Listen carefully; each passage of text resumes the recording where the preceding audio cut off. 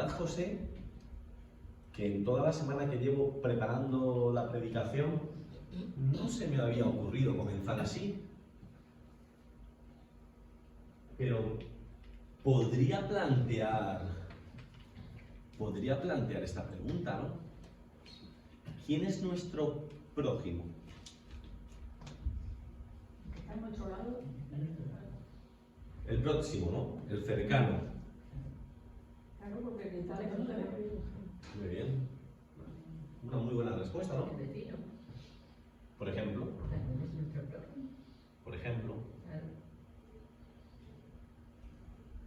¿Y tiene que pensar como usted No. para ser prójimo?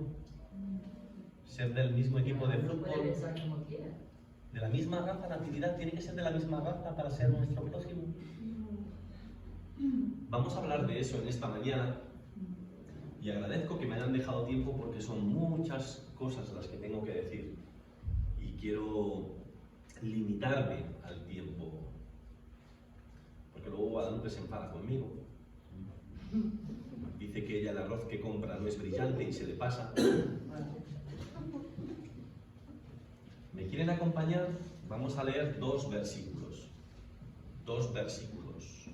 Para profundizar, papá, acerca de nuestro prójimo. Mamá, de nuestro próximo. Muy bien. Pues les invito a que abran sus Biblias, si son capaces de encontrar el libro de Jonás, que en algún lado del Antiguo Testamento está. Capítulo 1, versículos 5 y 6. Jonás, capítulo 1, versículos 5 y 6. Lo tienen en pantalla. Y Tasio, se nos dice que los marineros estaban aterrados y que cada uno clamó a sus dioses. ¿Será por dioses? Cada uno al suyo. Posteriormente, lanzaron al mar el equipo que había en el barco para aligerarlo. Y mientras tanto, Araceli, ¿qué es lo que hace Jonás? Desciende a la bodega del barco, se acostó y cayó en un profundo sueño. Este es mi ídolo. La conciencia tranquila. ¡Ah! Y no tenía problemas de conciencia, ¿no? Y dice que después el capitán de los marineros acudió a él y le dijo: muchacho, ¿cómo puedes estar durmiendo? Levántate, clama a tu Dios. Quizá ese Dios nos favorezca y no perezcamos.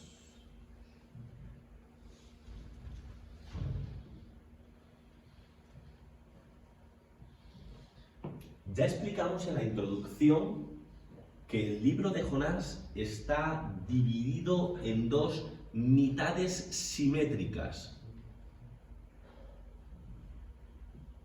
En la primera se nos habla acerca de la huida de Jonás.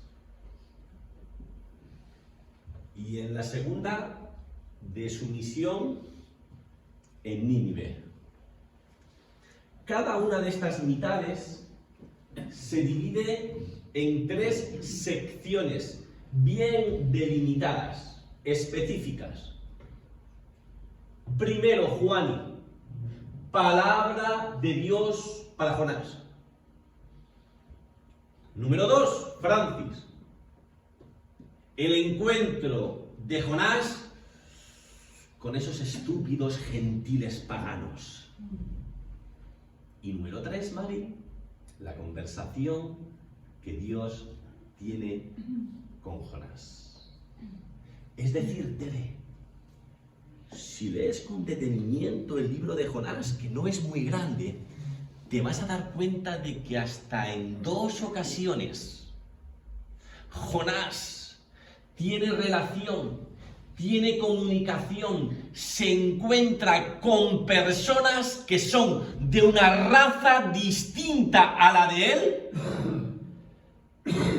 y de una religión o de religiones completamente diferentes a la de él. Y la pregunta que nos asalta, Guadalupe, es ¿cómo fue la actitud, cómo fue el comportamiento de este profeta de Israel?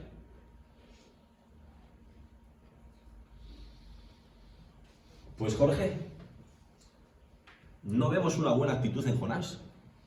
Vemos desprecio por su parte. Un comportamiento poco útil.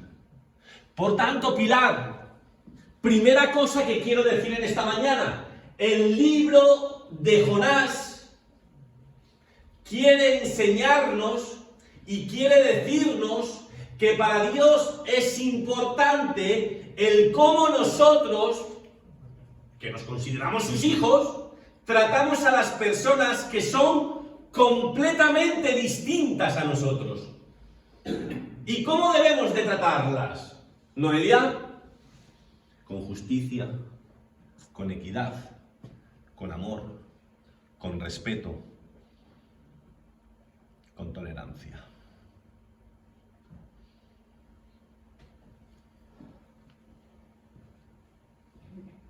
¿Hasta aquí vamos bien?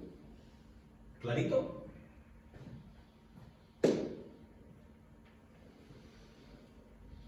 ¿Qué pasa, Araceli? Jonás se niega a obedecer el mandato de Dios. Yo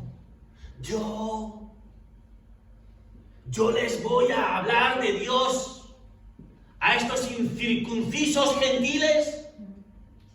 Yo les voy a guiar a Dios.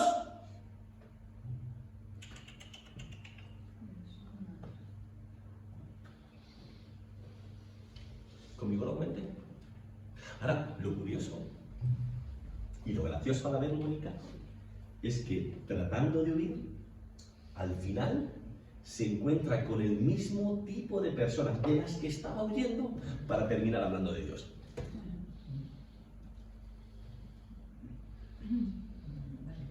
Antes del meollo de la cuestión, ¿vale? De lo principal en el día de hoy,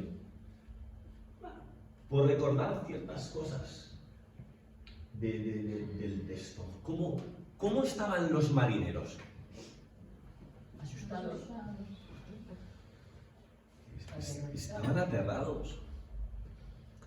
Pero Tere, estamos hablando de gente profesional. Que están acostumbrados. Están acostumbrados al mal tiempo enfrentarlo con calma. ¿Eso qué nos dice? Que la tormenta tuvo que ser tremenda, ¿no? Es espectacular. Sin embargo, el tipo este, en medio de una tormenta de semejante envergadura, se queda sopa, Guadalupe. Natividad, se queda frito. Pero no un duerme-vela, un sueño profundo. Hay un ministro escocés del siglo XIX que dice que era el sueño de la tristeza. Y de esto todos sabemos muy bien, ¿eh? Hay veces que tenemos problemas muy gordos. Tenemos la sensación de que no podemos enfrentarlos, de que nos superan, que se nos viene grande el asunto. Y pretendemos huir de ello, aunque sea momentáneamente, a través del sueño. Me encanta esto, papá, porque el autor dibuja perfectamente el contraste entre esos estúpidos gentiles paganos y ese profeta elegido por Dios.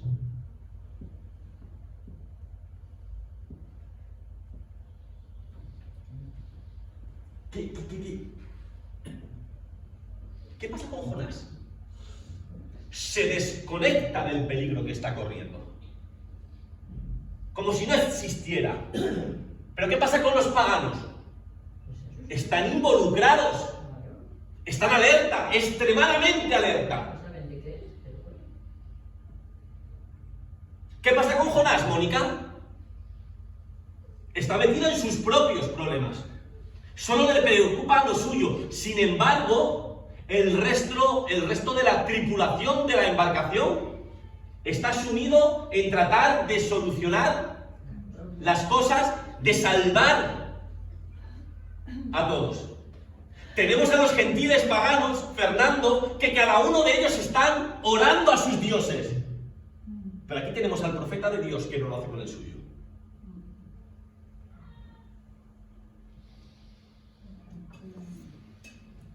Otra cosa que aprendo es que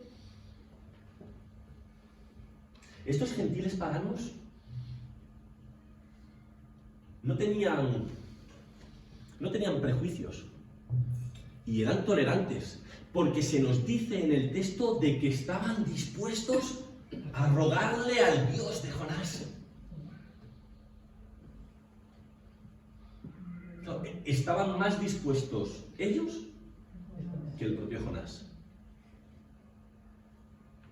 Por eso, ¿qué es lo que le dice el capitán del barco? Levántate y clama. En hebreo, cum lec. ¿Y sabes por qué es curioso esto, papá? Porque el capitán gentil, pagano, utiliza las mismas palabras que Dios emplea con Jonás. Levántate y clama a los ninivitas, a ver si se arrepienten.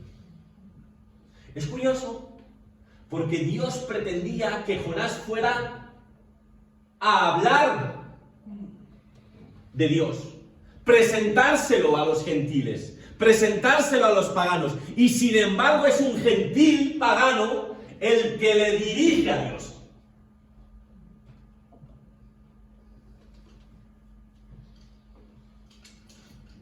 No se dice aquí, en lo que hemos leído hoy, pero sabemos que echan suerte. En aquel tiempo aquello era normal. Era una forma de descifrar la voluntad divina. ¿Qué es lo que nuestros dioses pretenden o quieren? Y Dios se sirve de eso para señalar a Jonás. Pero me encanta porque aunque la suerte recae sobre Jonás, y ya se sabe quién es el culpable de aquella tormenta, no tratan de matarlo. No quieren deshacerse de él al instante. Es decir, papá, paso tras paso nos damos cuenta de cómo el comportamiento de estas personas en todo momento superó al del profeta de Dios. Y ahora sí vamos al meollo de la cuestión. ¡Ay! ¿Qué tiene que haber aprendido Jonás?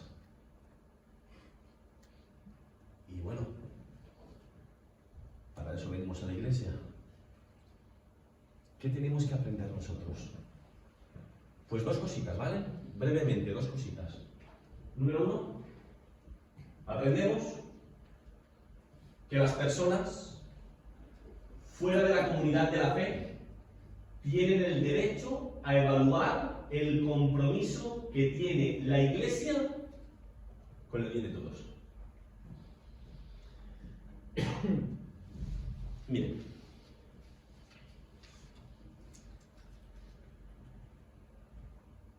lo explico de una forma muy sencilla.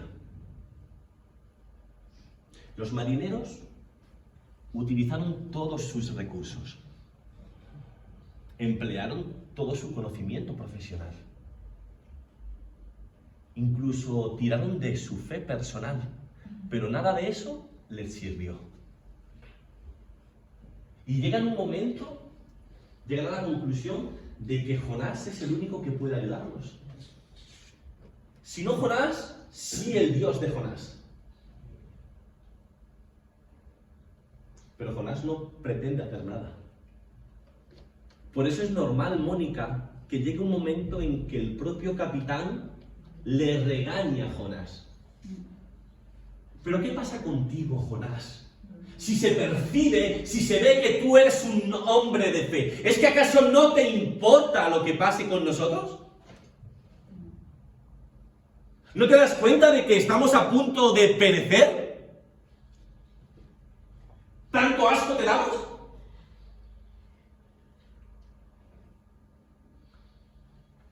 Es que Jonás, Natividad, se despreocupó por completo de ellos. No le importaban lo más mínimo. Él solamente quería hacer el bien con su comunidad de fe. Él solo estaba dispuesto a hablar de Dios con los que creían en Dios.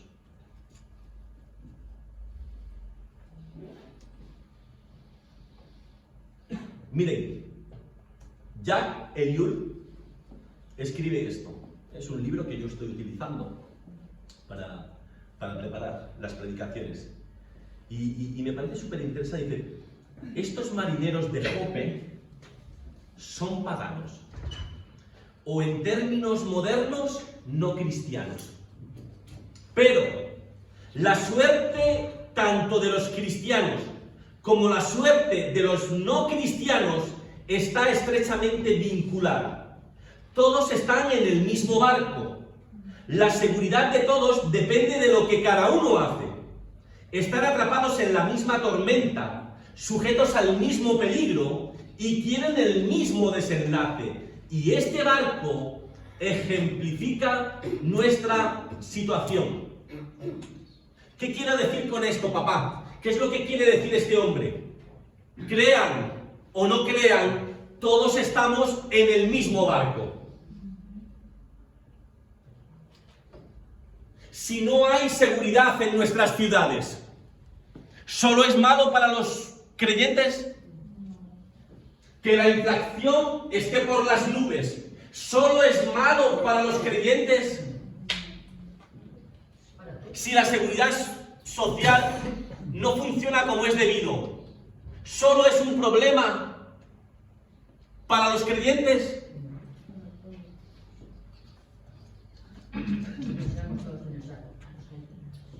Jonás quiere formar parte de una comunidad específica, pero es que Dios lo que quiere enseñarle a Jonás es que Dios no es un Dios de solamente unos pocos.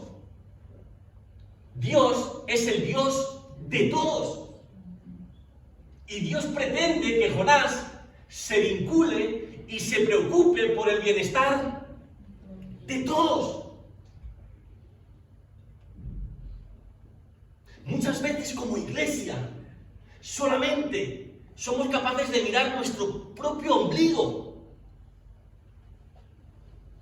y solamente nos interesamos por nosotros, pero nos da igual que el mundo se esté yendo al carajo.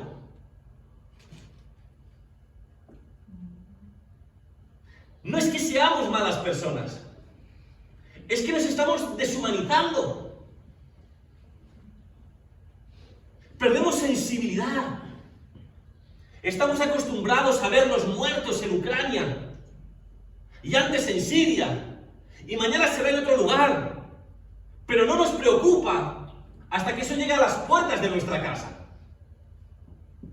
Nos preocupa porque nos sube el precio de la gasolina. Nos preocupa porque sube la factura de la luz, la factura del gas. Pero ¿qué me importa si violan a las mujeres?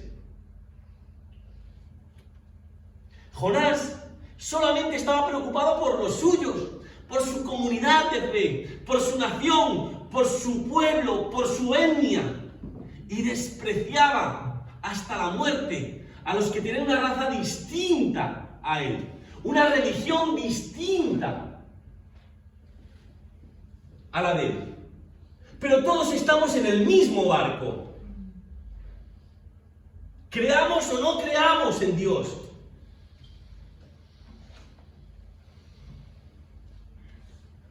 Fíjense, Jonás no recurrió a su fe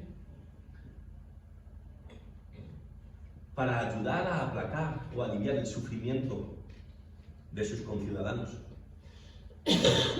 Jonás en ningún momento les dijo cómo tener una relación personal con Dios, ni utilizó sus recursos espirituales con los que él contaba por su relación con Dios.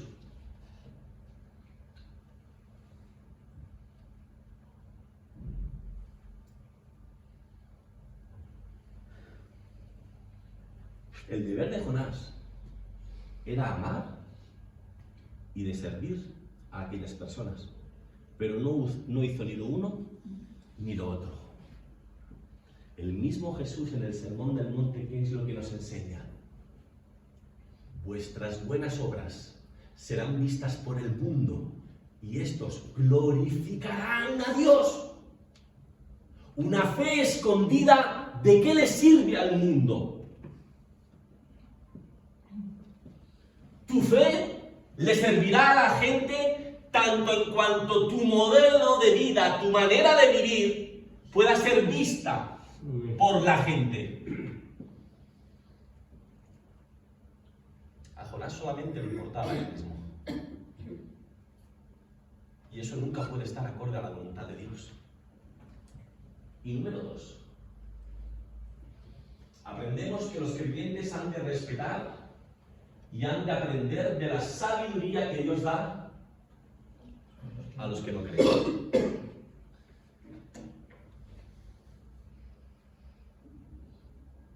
¿Alguna vez han escuchado hablar acerca de la gracia común? Porque estos marineros lo dibujan a la perfección, lo que los teólogos consideran como la gracia común. Ya quiero leerles algo del mismo libro. Dice que en este episodio, papá, la esperanza, la justicia y la integridad residían no con Jonás, sino con el capitán y los marineros. Es decir, había esperanza en ellos eran los justos y ellos eran los íntegros. Esos gentiles paganos, no el profeta de Dios. Y dice que, aunque eran víctimas inocentes, los marineros nunca pronunciaron quejas de injusticia y al encontrarse en una situación de peligro de la que no eran responsables, buscaron resolverla por el bien de todos, nunca tuvieron lástima de sí mismos, ni recriminaron a un Dios enojado, ni condenaron a un mundo absurdo, ni atentaron contra el culpable de Jonás para vengarse, ni promovieron la violencia como una respuesta. Fíjense cómo tenía que haber sido el comportamiento de un creyente. Sin embargo, esto, papá, lo hacen personas que no creen en Dios. ¿Qué es la gracia común? Es aquello que nos dice que Dios da dones de sabiduría, de integridad moral, de belleza y de justicia a todo el mundo, sin discriminar su raza o su fe. Por eso el hermano de Jesús, Santiago, escribe en su epístola, Santiago 1:17, toda buena dádiva y todo don perfecto desciende de lo alto, donde está el Padre que creó las lumbreras celestes y que no cambia como los astros, ni se mueve como las sombras. Es decir, Tasio, todo lo bueno, todo lo que es justo, todo lo que es noble, todo en lo que se ve sabiduría, todo procede de Dios. Por eso en el libro de Isaías se nos dice que Dios unge a Ciro para gobernar el mundo. Pero si ese Ciro no es cristiano. Pero es que en el mismo libro de Isaías se nos dice que cuando el agricultor hace bien su trabajo es porque Dios así se lo ha enseñado. Es decir, toda expresión artística de belleza, toda justicia, todo ejemplo de integridad, todo eso procede de Dios. Por eso es que muchas veces los que no creen tienen un testimonio mucho mejor que los que creemos, pero estamos llenos de pecado. Por eso hay muchos que no pisarán nunca una iglesia, pero su modo de vida suena mucho mejor que nuestros estilos de vida. Por eso hay mucha gente que no pisa en una iglesia, pero le falta tiempo para ayudar a la gente.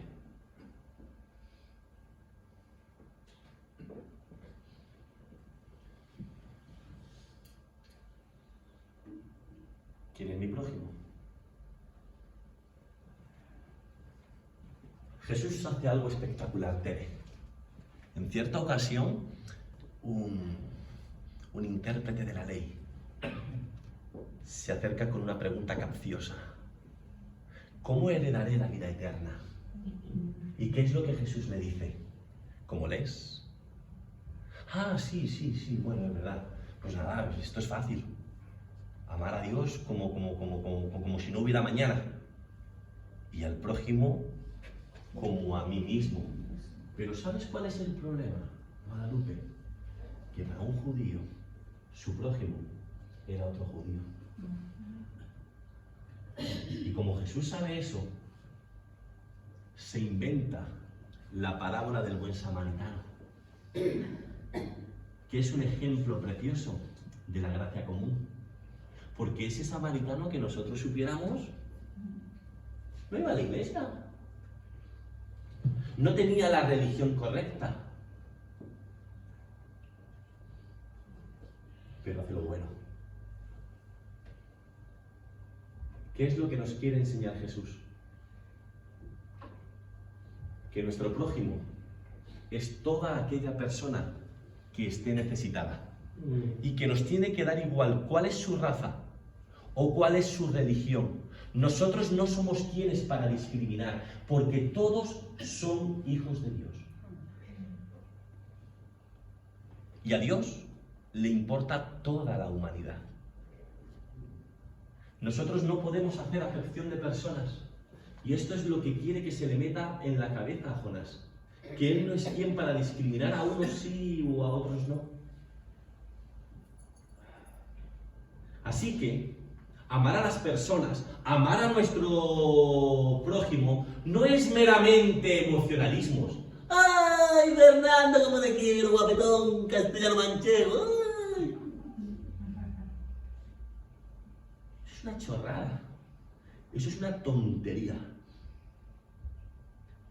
Tú amas a tu prójimo con acciones concretas, que muchas veces te resultarán costosas, que muchas veces no te convendrán, pero porque amas, lo haces.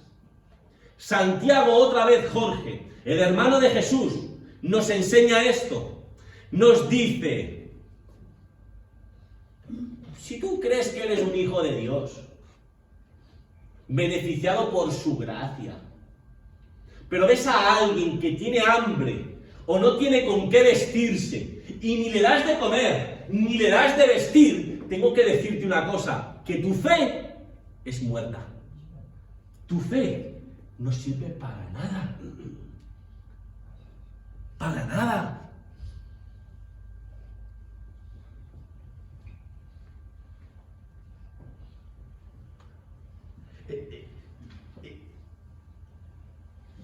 Es que Jonás ya no es que tuviera esa gracia común, es que él tenía una gracia específica.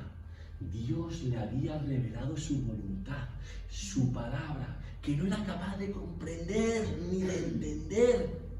Pero él tenía una ventaja que no tenían los demás.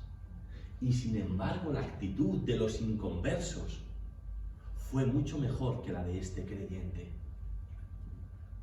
¿Quién es mi prójimo? Pedro José. Tururú. ¿Quién es mi prójimo? Tassi. Tururú. Ah, dices que no, sí, que lo son. Pero no solamente estos. A esos que no creen como tú. A esos que lo único que hacemos es mandarlos al infierno, porque no creen como tú. Pero es que ese no es tu trabajo. Es que esa no es tu misión. Tu misión es que el mundo sea capaz de entender cuál es tu Dios por la manera que tienes de vivir. De vivir. No por la manera que tienes de predicar. No por la manera que tienes de cantar. No por la manera que tienes de... de lo que te salga del mal, da igual. Es cómo te estás comportando tú con los demás.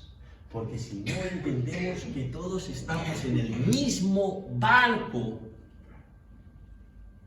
no entendemos que lo que nos beneficia a unos le tiene que beneficiar a todos y que los que les perjudica a uno les tiene que perjudicar a todos.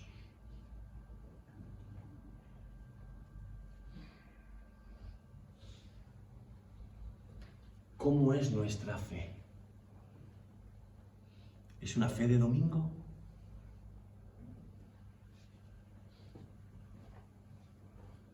¿Es una fe de oraciones insípidas? No quiero alargarme, estoy en tiempo. Voy a terminar. Se lo he dicho muchas veces. Soy cristiano por Dios, ¿cómo no voy a estar a favor de la oración? Sí, la oración. Pero les digo, yo creo que las oraciones más hermosas son las que no son articuladas con palabras. Porque Dios no necesita nuestras palabras para entender lo que hay en nuestros corazones. Pero toda oración que no promueve un cambio en ti es una pérdida de tiempo. Porque la oración no existe para hacer cambiar a Dios de parecer. Alguien dijo algo maravilloso. La gente ora rogando por milagros, cuando el verdadero milagro es que la gente cumpla la voluntad de Dios. Eso es un milagro. Cuando yo soy capaz de entender lo que Dios quiere para mi vida y lo hago. Cuando muchas veces hemos hablado acerca de la necedad y de la sabiduría.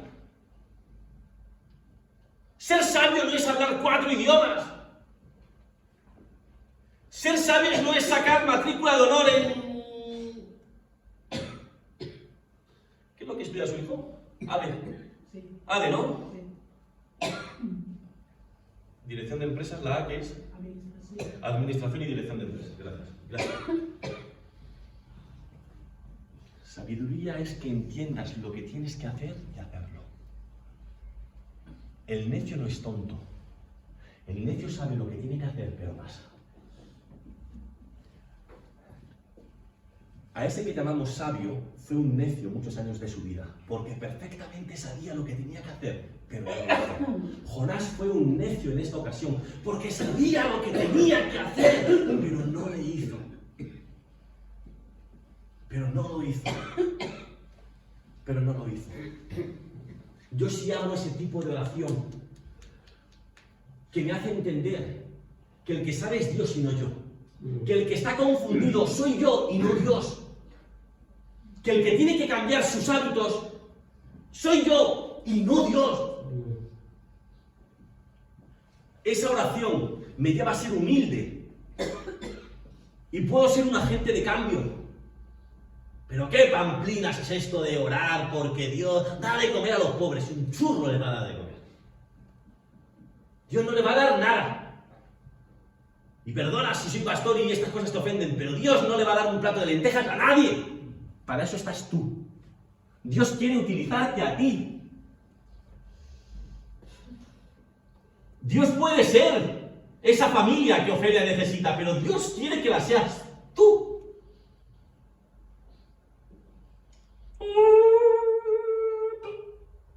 Una familia para esta mujer que está sola. Quiere que entiendas el Evangelio y que lo vivas con la persona que comparte el techo contigo. Y no tienes mejor manera de demostrar que crees en Dios que ser una buena persona con Ofelia y que ser una buena trabajadora con tus jefes. Estos que abusan de ti y te esquilman todos los meses, los sinvergüenzas. Que el Señor se los lleve pronto. Bueno, no que te quedas sin trabajo. Pero me entiendes. Es entender. Pero no, somos muy buenos, da de comer a los negritos del África, ahí la pobrecita. Pero tú no vas a dejar de tomarte tus cervezas, ni vas a dejar de comprarte tu ropa, porque nos hemos deshumanizado y nos importa 3 pimientos. El destino de los ninivitas le daba igual a Jonás. porque no eran de su raza, porque no creían en lo que creía en él. Y creo que Dios viene a decirle, vergüenza tenía que darte que tú, creyendo en mí, te comportes así. Porque tú deberías de ser un agente de cambio. Tú estás para preocuparte por ellos. Y lo demás me lo vas a dejar. Me lo vas a dejar a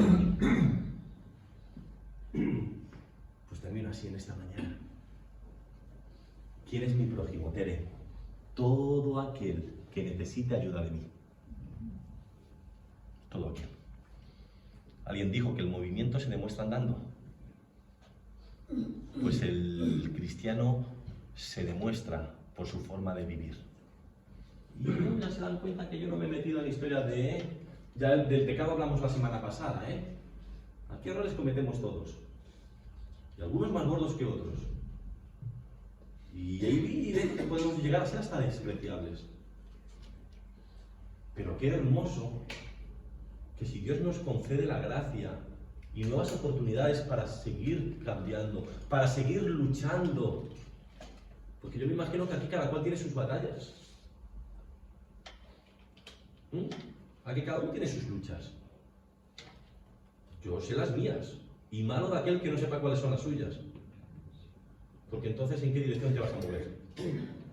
Pero ya que Dios nos concede una oportunidad de seguir luchando por avanzar, por ser salvos de nuestras cadenas que nos tienen aprisionados,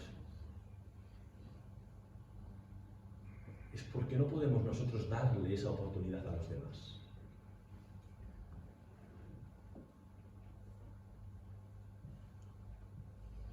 Para hacer cosas exigimos cambios, pero nosotros no tenemos por qué exigir nada. Tenemos que hacer el bien, porque es nuestra obligación. Un gentil asqueroso pagano tiene que regañar a Jonás. Y muchas veces los de fuera podrían regañarnos a nosotros por cómo vivimos nuestra fe.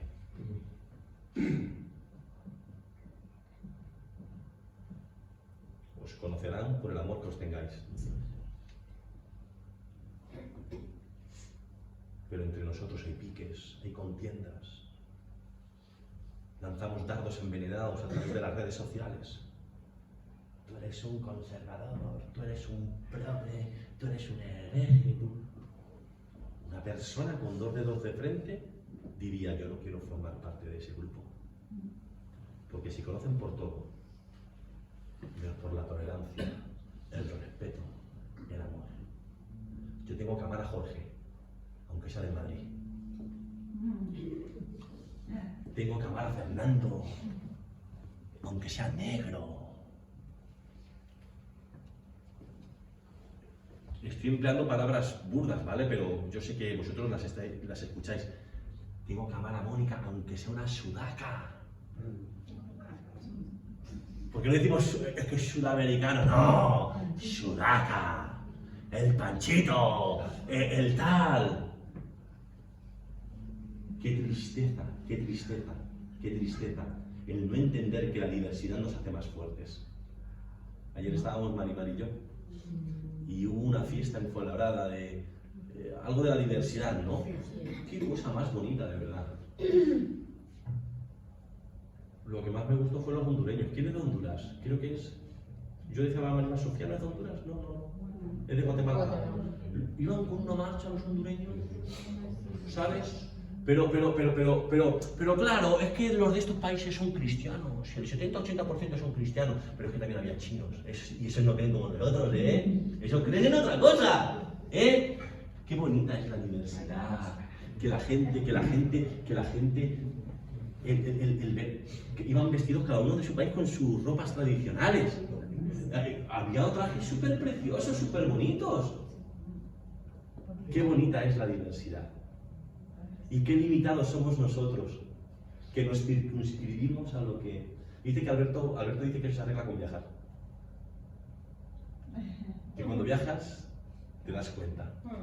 Te das cuenta de que estás metido en tu ombligo y te crees que todo el mundo piensa como tú, que todo el mundo vive como tú, que todo el mundo tiene las mismas preocupaciones que tú. Y eso se arregla cuando viajas. cuando viajas. ¿Y de dónde es usted? De Guinea Ecuatorial. Cuando vas a Guinea Ecuatorial y te das cuenta de que las preocupaciones de los guineanos son otras, de que su cultura es otra, de que se come distinto, de que nos gustan otras cosas. Entender que el ceviche tiene que ser un espectáculo, aunque yo no lo he probado en mi vida, eso nos hace más ricos, más ricos, más ricos, más ricos, más ricos. Y Dios quiere que entendamos hoy que no somos miembros de una comunidad de fe, que sí lo somos, que somos miembros de una comunidad aún mayor. Somos miembros de la comunidad de la humanidad. Y para Dios, todas esas personas son importantes, aunque no vengan a la iglesia. No dejes de venir, Fernando. Y si dejas de venir, hay que respetarte, pero es una... Entiéndeme. Pero para Dios, tú nunca vas a perder el valor. Y vas a ser igual de importante, vengas aquí o no vengas aquí. Porque Él te mira con otros ojos distintos a los que pueda mirarte yo. Así que entendamos cuál debe ser nuestro comportamiento. Amén. Amén.